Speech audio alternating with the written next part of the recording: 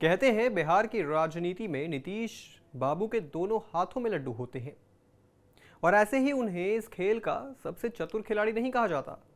विधानसभा चुनाव से पहले उन्होंने जो चालें चली हैं उससे विरोधी खेमे में खलबली है और सहयोगी खेमे में राहत की सांस। नीतीश कुमार ने इस बार केवल घोषणाएं नहीं की बल्कि सत्ता की शतरंज पर एक के बाद एक ऐसे मोहरे बिठाए जिससे उन्हें एक नहीं कई बार राजनीति का मास्टर स्ट्रैटेजिस्ट कहा जा सकता है।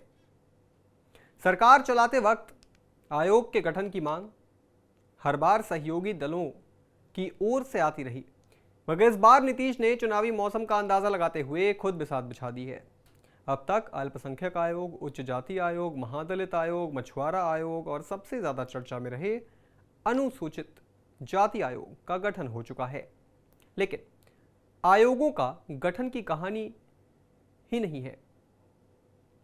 कहानी असली तब शुरू होती है जब नजर जाती है इन आयोगों में शामिल चेहरों पर। अनुसूचित जाति आयोग का अध्यक्ष बनाया गया मृणाल पासवान, जो लोजपा रामविलास के नेता और चिराग पासवान के जीजा हैं, जबकि उपाध्यक्ष बने देवेंद्र मांझी, जो पूर्व मुख्यमंत्री जीतन राम मांझी के दामाद हैं।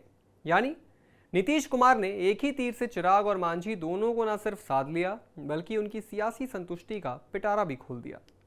यह महज संयोग नहीं, एक सोची समझी रणनीति है।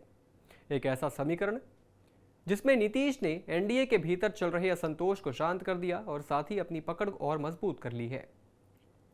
चिराग पासवान, जो 2020 में जेडीयू को नुकसान पहुंचाकर एनडीए की राजनीति को झकझोर चुके थे, आज आयोग के जरिए राजनीतिक सेटिंग का हिस्सा बन चुके हैं। वहीं जीतन राम मांझी, जिनकी पार्टी सीटों की मांग को लेकर बयानबाजी कर रही थी, उन्हें परिवार के जरिए संतुष्ट कर दिया गया है।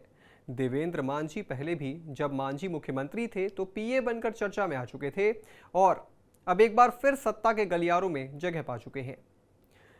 यह महज रिश्तों की सिफारिश नहीं है, यह नीतीश कुमार की दृष्टिकोण और राजनीतिक गणित का नमूना है। उन्होंने जातीय संतुलन को भी साध लिया, सामाजिक समीकरणों को भी थाम लिया और सहयोगियों की मांगों को भी जवाब दिया, वो भी बिना ज्यादा कुछ कहे।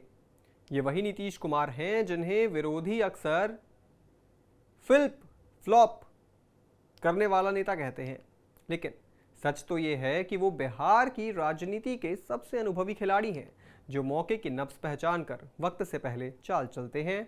उन्होंने समझ लिया कि चुनाव में नारा ही नहीं, चेहरा और समुदाय भी मायने रखता है।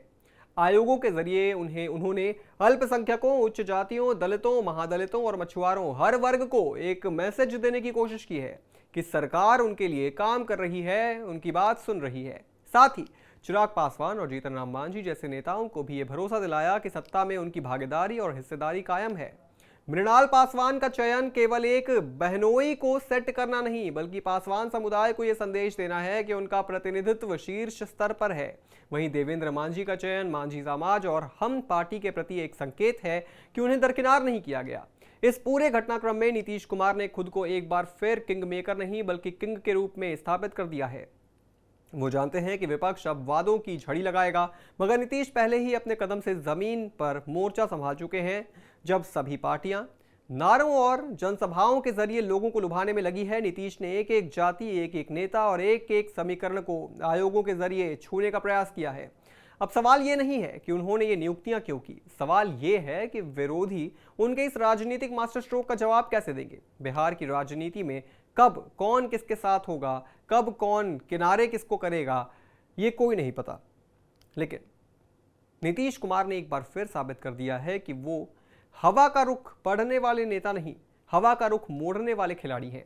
और इस बार उनके पाले में न सिर्फ सत्ता है बल्कि रणनीति, संतुलन और सबसे बढ़कर वक्त की चाल भी।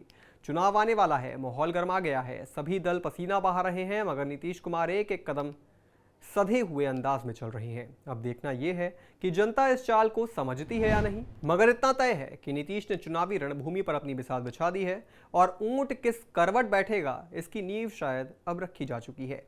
इस पूरी खबर पर आप क्या सोचते हैं दोस्तों, हमें कमेंट करके जरूर बताएं। बिहार झारखंड से जुड़ी तमाम बड़ी खबरों को देखने के लिए आप जुड़े रहें आय ऑन भारत बिहार झारखंड के साथ।